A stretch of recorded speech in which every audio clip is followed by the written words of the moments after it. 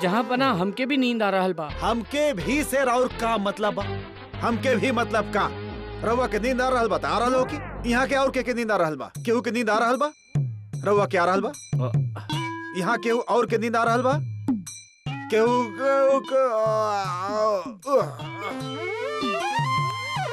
जहाँ पनाह के जय होके। ना आए आए बलदेव आए। और आगे आई ना ऐसन कहल जाला, जबकि वो आवेला ते कहल जाला कि आई फलाना आई ढिमकाना, ऐसन कहे के पड़ेला। रउआ तशरीफ रखें। आज हम तशरीफ रखे नहीं आयल तो उठावे आयल बानी। तशरीफ ना जहाँ पना जिम्मेदारी।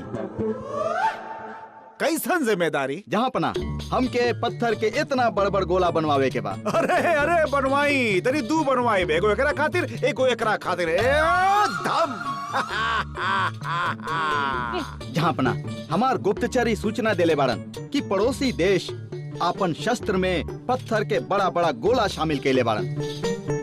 ओहो बलदेव, यदि ये बात सच बा कि हमने के पड़ोसी देश अपन शस्त्र में बड़ बड़ पत्थर शामिल कैले बा, तो हमने के भी अपन खातिर बड़ बड़ पत्थर बनवा लेवे के चाहिए। काहे बिरबल?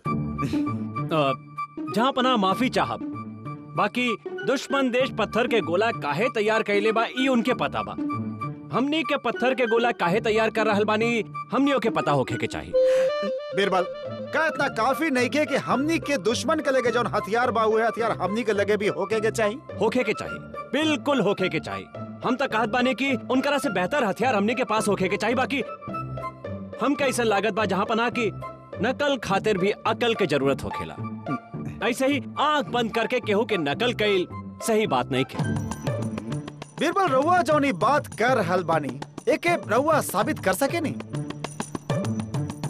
बिल्कुल साबित कर सकेली जहाँ पना। बाकी ओकरा खातिर वजीर आजम बलदेव जी के हमरा संगे तलवारबाजी के मुकाबला करे के होगी। हम तैयार बानी हुजूर आला।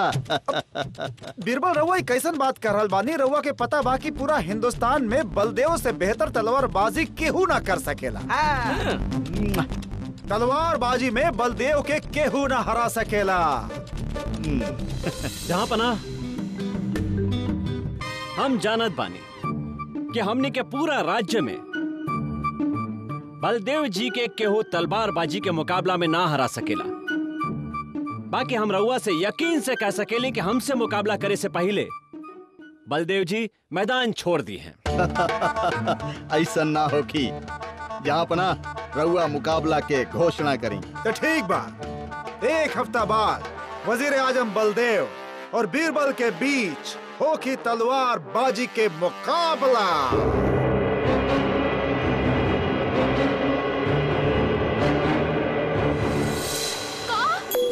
वजीर आला के संगे तलवारबाजी के मुकाबला करे जा रहल बानी? सही सुन ले बानी रउआ। अरे छोड़ी ये तलवारबाजी का मुकाबला छोड़ी।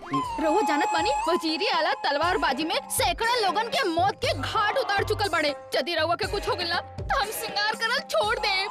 बस बस रउआ जानत बानी एगो औरत खातिर सिंगार छोड़ल जान देवे से बड़ त्याग होखेला। घबराई मत उर्वशी, रउआ के श्रृंगार कैल ना छोड़े के पड़ी। काहे कि तलवारबाजी के मुकाबला हम ही जीतब। हम रउआ के बतावत बानी। बैठी। ई मुकाबला जीते खातिर हम एगो खास किस्म के तैयारी कर रहल बानी। अच्छा? रउआ जानत बानी हम रोज एगो आदमी के अपन कंधा पर बैठा के 101 दंड बैठक करेली। फिर वही आदमी के अपन पीठ पर बैठा के 101 सपाट मारेली। यहाँ तक कि हम रोज सवेरे शाम 101 बादाम, 101 अखरोट और 101 पिस्ता खाएली। बाकी उर्वशी, ई बात केहू के कानो कान खबर ना होके के चाहिए। का भइल?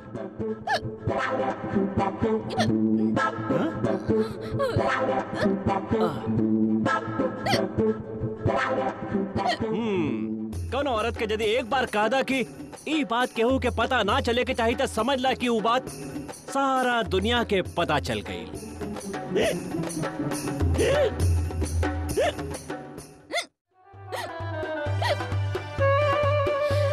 बाकी ये बात केहू के मत बताइए।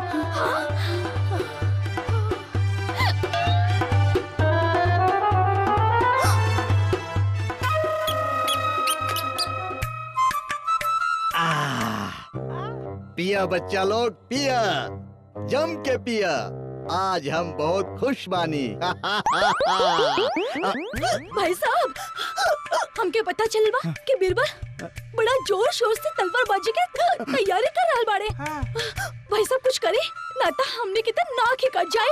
बीरबल बाड़े ना सवेरे शाम 101 बादाम, 101 पिस्ता, 101 अखरोट खा रहल बाड़े और इतना ही ना कसरत भी कर रहल बाड़े। और ऐसा में ऐसा कोनो कसरत ना, एगो आदमी के अपन कंधा पर बैठा के 101 दंड मार रहल बाड़े और दूसरा आदमी के अपन पीठ पर बैठा के 101 सपाट।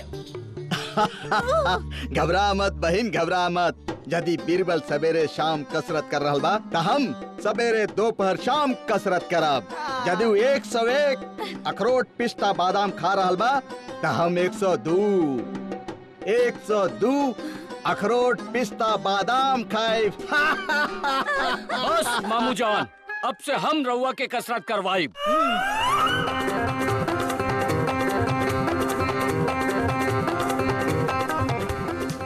बहुत मजा आ रहल बा।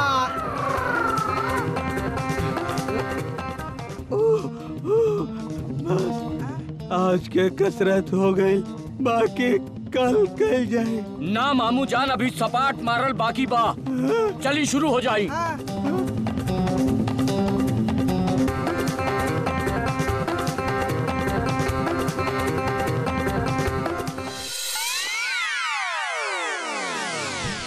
अब कैसन लग रहा बा मामू जान? ठीक नहीं खेल लग रहा। चला चला दास, आजा आजा, यहाँ रख दो, यहाँ रख दो।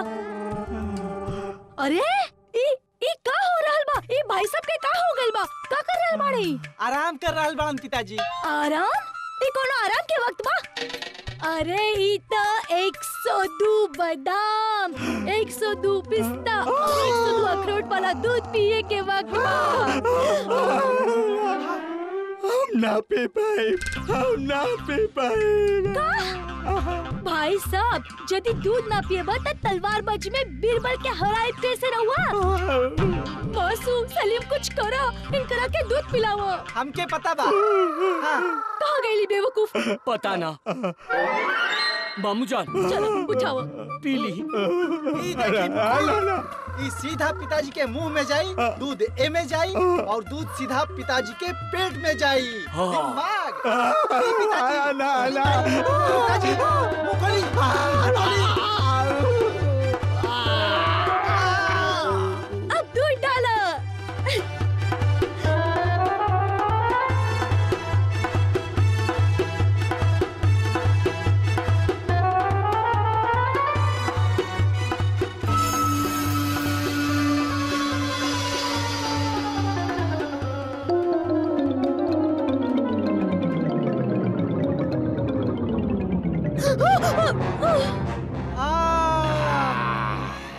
वाह पिताजी, अब कैसा लग रहा बा? अरे वो पी का पिला देने रुआ। हमार छोट भाई आवे वाला बा। अरे जल्दी से केसर और नारियल के लड्डू मंगवाई भाई साहब। हमार भाई गोर गोर होके के चाहिए।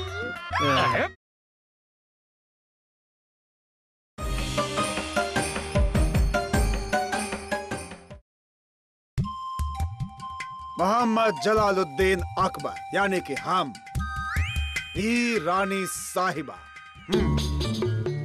रानी साहिबा, हल्ला बोल। अम्मी जान! सलीम, हमार बेटा। सलीम, छोट छोट बात और अम्मी जान तक पहुँचे ऐसा जरूरी नहीं खे। यहाँ कुछ नहीं खे भइल, कुछ नहीं खे भइल। ना जहाँ पना रउआ हमके याद कैली। याद नहीं खन कैले बीरबल जी बुलौले बाड़े। वैसे अब्बा हुजूर के रउआ से एगो जरूरी बात करे के बा। जी हुजूर। हाँ बीरबल, हम रउआ के ही बतावे खातिर बोलोले बानी कि बलदेव के तबीयत कुछ अचानक नासाज सा हो गइल बा।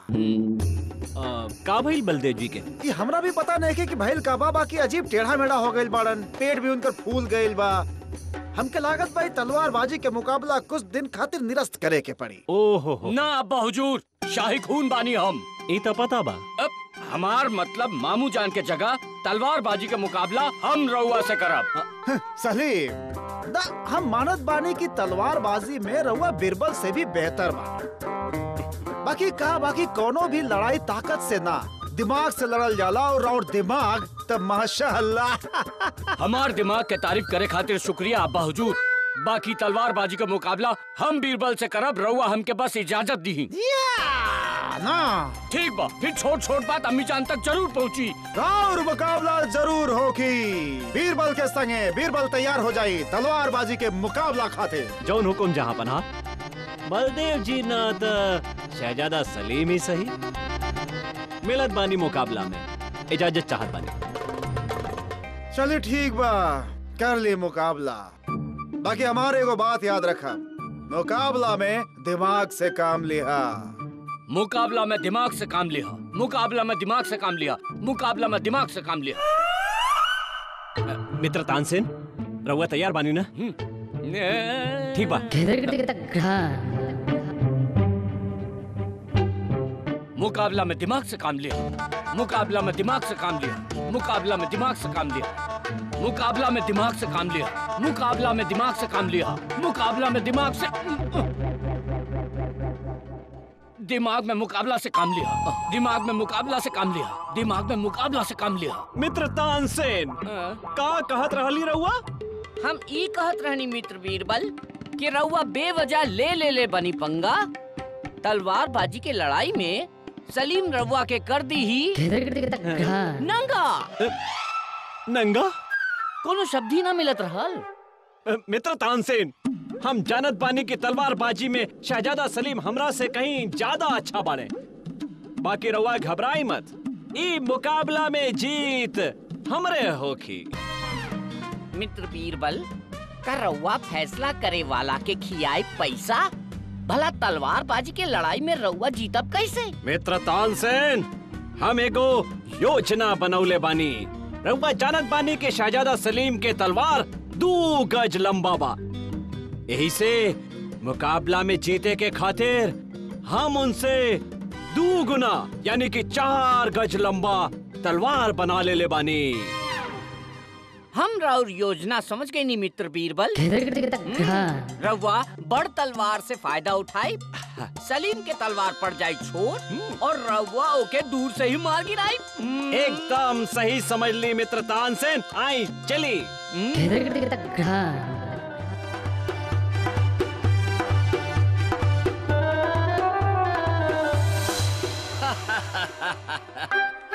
बीरबल जी, यदि रउआ अपन तलवार 4 गज के बनवाई तो हम अपन तलवार 8 गज के बनवाई। देखत बानी के कितना दूर से मार गिरावेला। शाही खून बानी हम। काम में मुकाबला से दिमाग लिया, काम में मुकाबला से दिमाग लिया, काम में मुकाबला से दिमाग लिया।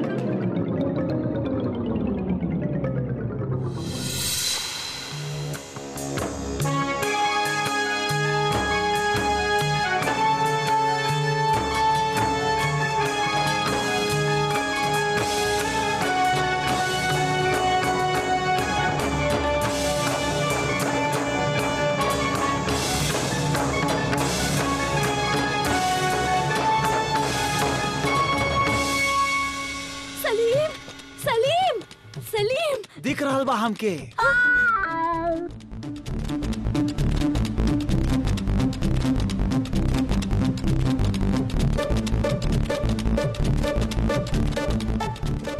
मुकाबला शुरू करें।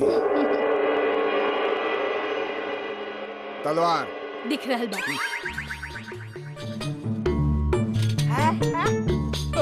बीरबल जी, राउर 4 गज लंबा तलवार के का भइल? शहजादा सलीम, वो तलवार टूट गई। ओह, अब रउआ हमसे मुकाबला कैसे जीतब? हमार तलवार लाई जाए।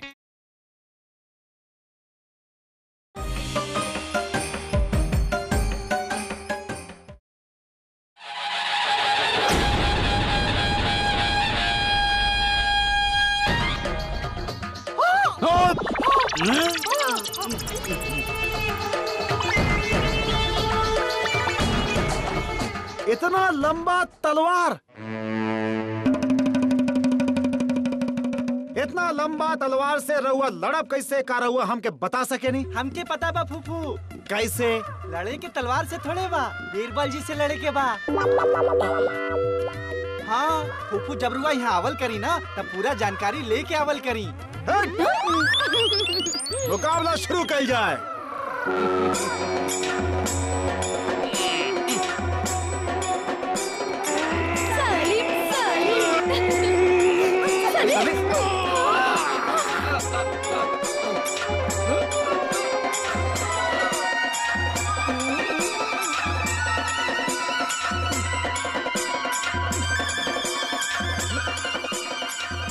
बीरबल जी करी मुकाबला हमसे। हाँ पकड़ा पकड़ा हमके, सिपाही हमके पकड़ा, हमके पकड़ा।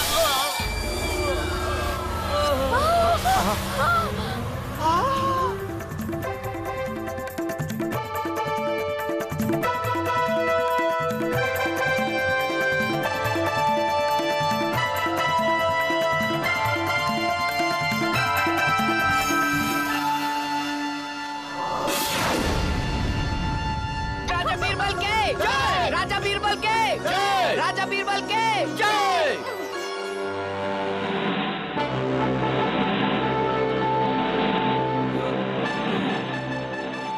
बीरबल रहुआ तो ये मुकाबला बड़ा आसानी से जीत लेनी।